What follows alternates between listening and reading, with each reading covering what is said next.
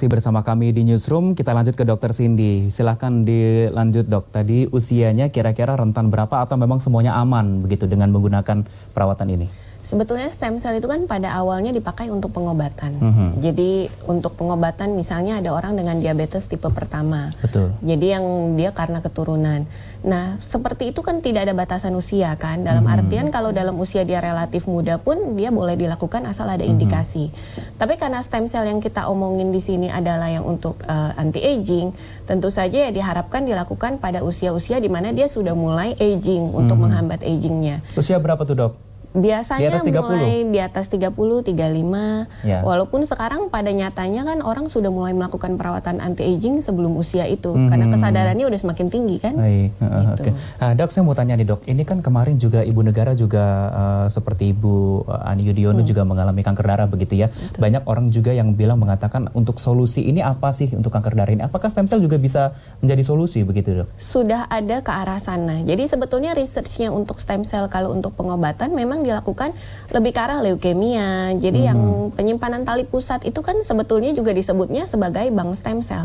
Iya. Jadi sekarang sudah ada beberapa lembaga yang bikin pada saat kita masih hamil nih gitu, ditawarkan mau nggak si tali pusat bayinya nanti akan disimpan nih berikut darahnya gitu. Di bank tali pusat digunakan untuk apa ya, itu salah satunya indikasinya untuk si leukemia ini atau kanker darah. Jadi memang gitu. bisa ya. Memang untuk awalnya ke arahnya memang pengobatan sebetulnya. Baik, untuk Mbak Vivi dan juga Mbak Ges ini, kalau sejauh ini emang stem cell ini digunakan untuk kecantikan atau buat pengobatan juga biasanya? Buat kecantikan aja sih. Kalau menurut aku sih untuk kecantikan totally. Kalau yang aku dengar untuk kecantikan, aku malah baru dengar ini untuk kesehatan. Kata dokter, Baru ya. dengar juga ya. Jadi mungkin memang ada sedikit edukasi hari ini juga ya untuk kesehatan. Nah, saya ke Dokter Cindy. Dokter, ini untuk masalah stem cell dan juga serum punca ini kita bilang begini ya. Semua untuk yang dimaksud dokter tadi cocokkah atau memang ada organ tubuh yang juga nanti menolak juga dengan kalau kita menggunakan perawatan ini? Jadi sebetulnya stem cell yang sekarang dipermasalahkan ini adalah yang bentuk infus. Kalau yang bentuk infus itu ada beberapa rules yang kita harus patuhi. Artiannya sebelum kita memutuskan melakukan ini, biasanya akan dilakukan pemeriksaan kesehatan. Cek laboratorium dan berbagai pemeriksaan lain sesuai dengan usia, apakah dia ada keturunan untuk penyakit keganasan seperti kanker, kemudian diperiksa apakah ada benjolan, baru kemudian ditentukan perlu atau tidak kita melakukan perawatan stem cell ini dan boleh atau tidak. Berapa banyak jumlah sel yang diperbolehkan untuk masuk dan untuk apa? Adakah yang kontraindikasi yang tidak boleh? Karena memang ada peraturan-peraturannya dalam artian gitu. Jadi tidak semua orang bisa melakukan perawatan ini dan tidak memberikan manfaat untuk semua orang sama banyaknya. Apa efek samping yang paling terlihat kalau seandainya organ tubuhnya menolak, dok? Sebetulnya kalau dikatakan menolak itu ya sudah pasti akan ada resiko seperti shock anafilaktik atau penolakan. Itulah sebabnya. Atau ada perubahan warna kulit atau sejenisnya begitu? Lebih ke arah untuk lebih ke mengancam jiwa ya. Jiwa, jadi, sampai ke titik itu juga ada ya? Tergantung stem cell yang digunakan sebetulnya. Jadi kalau kita mau tahu lebih jelas, sebetulnya kita harus tahu stem cell apa sih yang dipakai. Karena stem cell itu sebetulnya ada begitu banyak stem cell.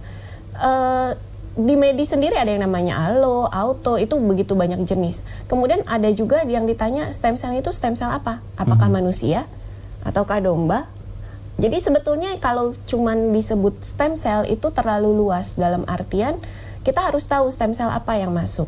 Baik, gitu. Memang sudah ada jenis-jenisnya begitu ya dok ya? Betul. Dok, nah ini kalau kita berbicara mengenai masalah jenisnya itu seperti apa sih dok? Ini kan tadi kita banyak bilang serum punca begitu ya dok ya? Ini apa ini bahannya maksudnya begitu? Apakah memang ini juga harus ada izin BPOM ketika hadir atau bagaimana bisa dijelaskan dok?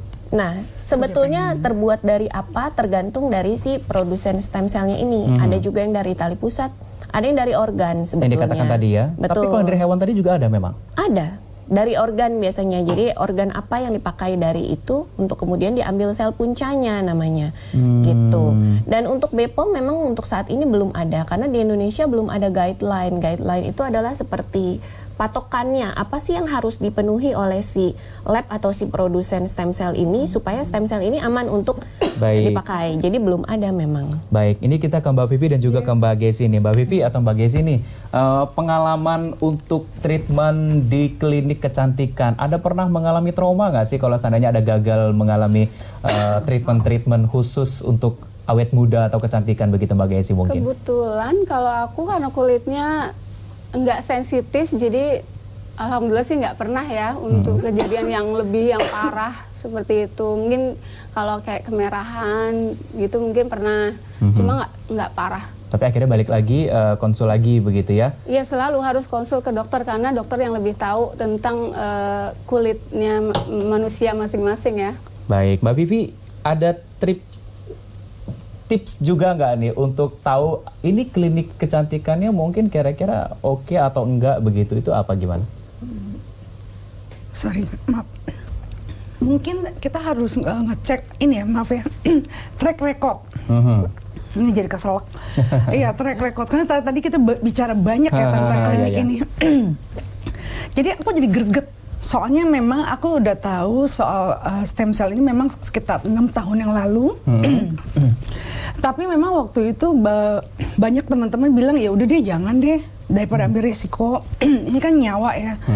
Mendingan ke pakarnya aja. Oke, baik. Mungkin Mbak Gesi ada tips juga mungkin kalau menentukan klinik kecantikan begitu? Menurut aku kalau misalnya emang stem cell itu harus di rumah sakit, kalau memang mau melakukan ya harus ke rumah sakit gitu kan, untuk itu kan nyawa juga ya, karena aku dengar juga ada yang sampai meninggal ya. Jadi menurut aku kalau misalnya emang ke level yang seperti itu harus ke rumah sakit. Tapi kalau misalnya kayak cuma biasa untuk kecantikan biasa yang cuma untuk facial seperti itu sih nggak apa-apa sih. Yang masih bisa ditangani yang klinik juga apa-apa. Karena memang setahu saya ada juga teman kita pengusaha, namanya terkenal banget kalau disebut pada tahu semua. Itu setelah melakukan stem cell itu kolaps loh. Jadi demam tinggi ya dok ya. Jadi kayak badannya nolak, akhirnya diterbangkan ke rumah sakit di Singapura. Nah di sana langsung masuk ICU. Itu ada dosis nggak dok kalau begitu dok?